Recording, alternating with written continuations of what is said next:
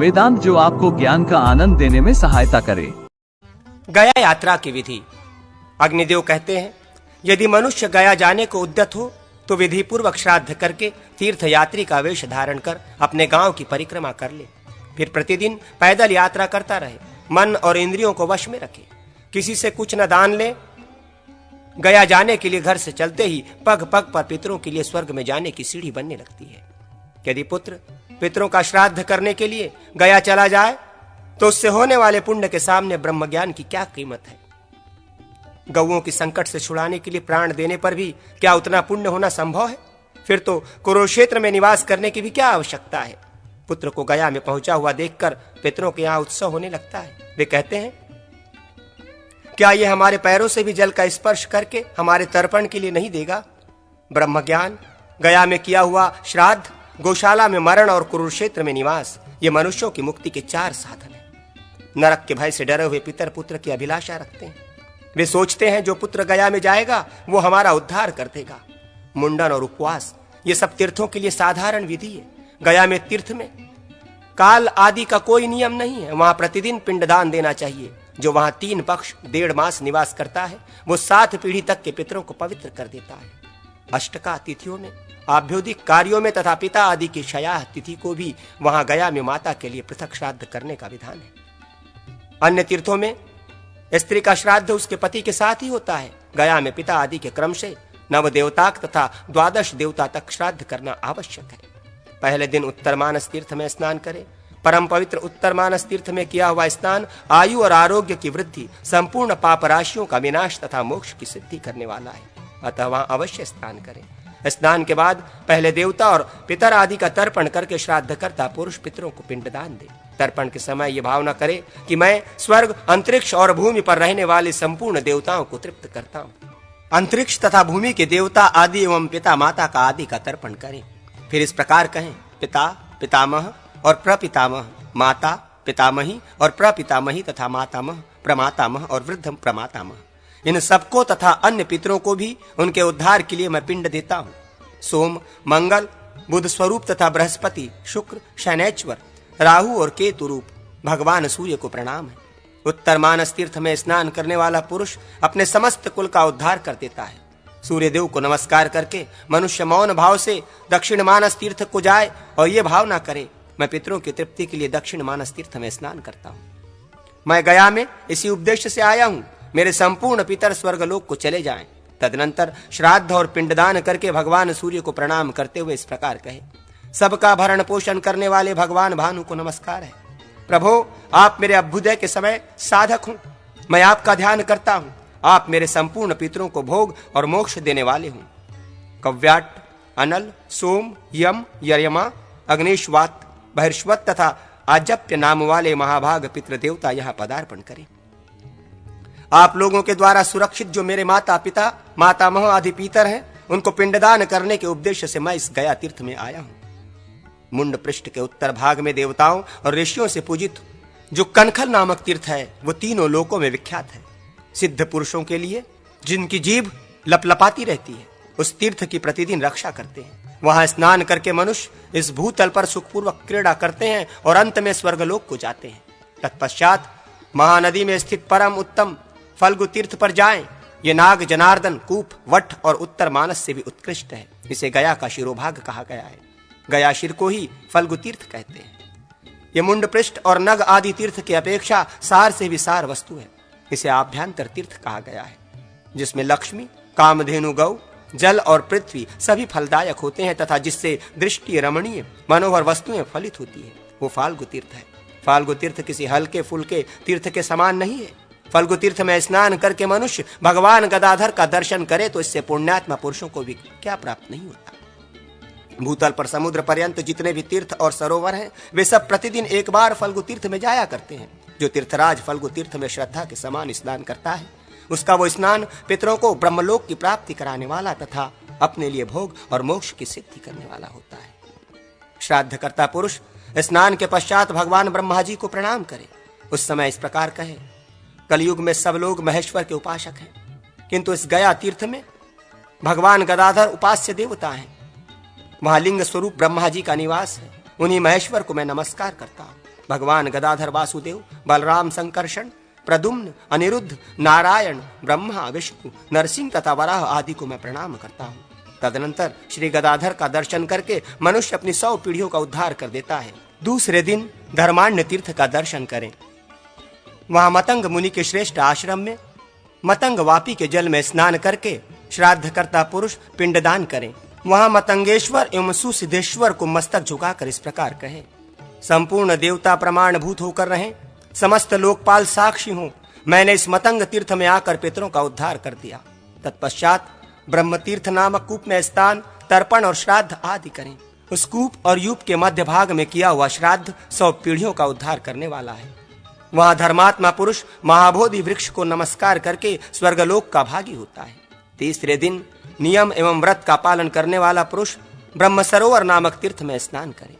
उस समय इस प्रकार प्रार्थना करे, मैं ब्रह्मर्षियों द्वारा सेवित ब्रह्म सरोवर तीर्थ में पितरों को ब्रह्मलोक की प्राप्ति कराने के लिए स्नान करता हूँ। श्राद्ध करता पुरुष तर्पण करके पिंडदान दे, फिर वृक्ष को सींचे। जो वाजपेय यज्ञ का फल पाना चाहता हो वो ब्रह्मा जी द्वारा स्थापित यूप की प्रदक्षिणा करे। उस तीर्थ में एक मुनि रहते थे। वे जल का घड़ा और कुश का अग्रभाग हाथ में लिए आम के पेड़ की जड़ में पानी देते थे। इससे आम भी सींचे गए और पितरों की भी तृप्ति हुई। इस प्रकार एक ही क्रिया 2 प्रयोजन सिद्ध करने वाली हो गई। ब्रह्मा जी को नमस्कार करके मनुष्य अपनी 100 पीढ़ियों का उद्धार कर देता है। चौथे दिन फल्गुनी तीर्थ में स्नान करके देवता आदि का तर्पण करे। फिर गया शीर्ष में श्राद्ध और पिंडदान करे। गया का क्षेत्र 5 कोस का है, उसमें 1 कोस केवल गया शीर्ष है। उसमें पिंडदान करके मनुष्य अपनी 100 पीढ़ियों का उद्धार कर सकता है। परम बुद्धिमान महादेव जी ने मुंड पृष्ठ में अपना पैर रखा है। मुंड पृष्ठ में ही गयासुर का साक्षात सिर है, अतएव उसे गयाशीर कहते हैं। जहां साक्षात गया शीर्ष है वही फल्गु तीर्थ का आश्रय है। फल्गु अमृत की धारा बहाती है। वहां पितरों के उपदेश से किया हुआ दान अक्षय होता है।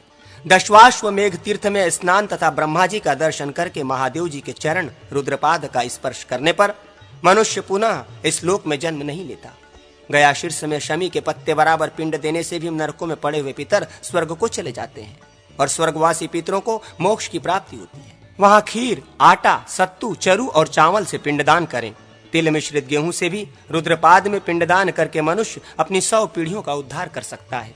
इसी प्रकार विष्णुपदी में भी श्राद्ध और पिंडदान करने वाला पुरुष पितृ ऋण से छुटकारा पाता है और पिता आदि ऊपर की 100 पीढ़ियों तथा अपने को भी तार देता है। ब्रह्मपद में श्राद्ध करने वाला मानव अपने पितरों को ब्रह्मलोक में पहुंचाता है। दक्षिणाग्नि, गार्हपत्य अग्नि तथा आहवनीय अग्नि के स्थान में श्राद्ध करने वाला पुरुष यज्ञ फल का भागी होता है। आवस्थ्याग्नि, चंद्रमा, सूर्य, गणेश, अगस्त्य और कार्तिकेय के स्थान में श्राद्ध करने वाला मनुष्य अपने कुल का उद्धार कर देता है। मनुष्य सूर्य के रथ को नमस्कार करके कर्णादित्य को मस्तक झुकावे, कनेश्वर के पद को प्रणाम करके गया केदार तीर्थ को नमस्कार करे। इससे मनुष्य सब पापों से छुटकारा पाकर अपने पितरों को ब्रह्मलोक में पहुंचा देता है। विशाल भी गया शीर्ष में पिंडदान करने से पुत्रवान हुआ। कहते हैं विशाला नगरी में एक विशाल नाम से प्रसिद्ध राजपुत्र थे। उन्होंने ब्राह्मणों से पूछा, मुझे पुत्र आदि की उत्पत्ति किस प्रकार होगी?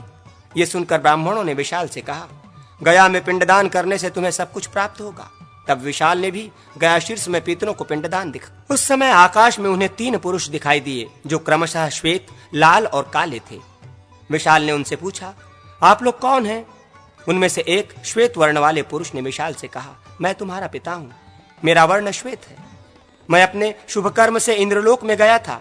बेटा, ये लाल रंग वाले मेरे पिता और काले रंग वाले मेरे पितामह हैं। ये नरक में पड़े थे, तुमने हम सबको मुक्त कर दिया। तुम्हारे पिंडदान से हम लोग ब्रह्मलोक में जा रहे हैं। यूं कहकर वे तीनों चले गए। विशाल को पुत्र पौत्र आदि की प्राप्ति हुई। उन्होंने राज्य भोग कर मृत्यु के पश्चात भगवान श्री हरि को प्राप्त कर लिया। एक प्रेतों का राजा था जो अन्य प्रेतों के साथ बहुत पीड़ित रहता था। उसने एक दिन एक वणिक से अपनी मुक्ति के लिए इस प्रकार कहा, भाई, हमारे द्वारा एक ही पुण्य हुआ था जिसका फल यहां भोगते हैं। पूर्व काल में एक बार श्रवण नक्षत्र और द्वादशी तिथि का योग आने पर हमने अन्न और जल सहित कुंभदान किया था। वही प्रतिदिन मध्याह्न के समय हमारे जीवन रक्षा के लिए उपस्थित होता है। तुम हमसे धन लेकर गया जाओ और हमारे लिए पिंडदान करो। वणिक ने उससे धन लिया और गया में उसके निमित्त पिंडदान किया। उसका फल यह हुआ कि वो प्रेतराज अन्य सब प्रेतों के साथ मुक्त होकर श्रीहरि के धाम में जा पहुंचा। गया शीर्ष में पिंडदान करने से मनुष्य अपने पितरों का तथा अपना भी उद्धार कर देता है। वहां पिंडदान करते समय इस प्रकार कहना चाहिए, मेरे पिता के कुल में तथा माता के वंश में और गुरु, श्वशुर एवं बंधुजनों के वंश में जो मृत्यु को प्राप्त हुए हैं, इनके अतिरिक्त भी जो बंधु बांधव मरे हैं, मेरे कुल में जिनका श्राद्ध कर्म पिंडदान आदि लुप्त हो गया है, जिनके कोई स्त्री पुत्र नहीं रहा है, जिनके श्राद्ध कर्म नहीं होने पाए हैं, जो जन्म के अंधे, लंगड़े और विकृत रूप वाले रहे हैं, जिनका अपक्व गर्भ के रूप में निधन हुआ है, इस प्रकार जो मेरे कुल के ज्ञात एवं अज्ञात पितर हों, वे सब मेरे दिए हुए इस पिंडदान से सदा के लिए तृप्त हो जाएं। जो कोई मेरे पितर प्रेत रूप में स्थित हो, वे सब यहाँ पिंड देने से सदा के लिए तृप्ति को प्राप्त हों। अपने कुल को तारने वाली सभी संतानों का कर्तव्य है कि वे अपने संपूर्ण पितरों के उपदेश से वहां पिंड दें तथा अक्षय लोक की इच्छा रखने वाले पुरुष को अपने लिए भी पिंड अवश्य देना चाहिए। बुद्धिमान पुरुष 5वें दिन गदालोल नामक तीर्थ में स्नान करे।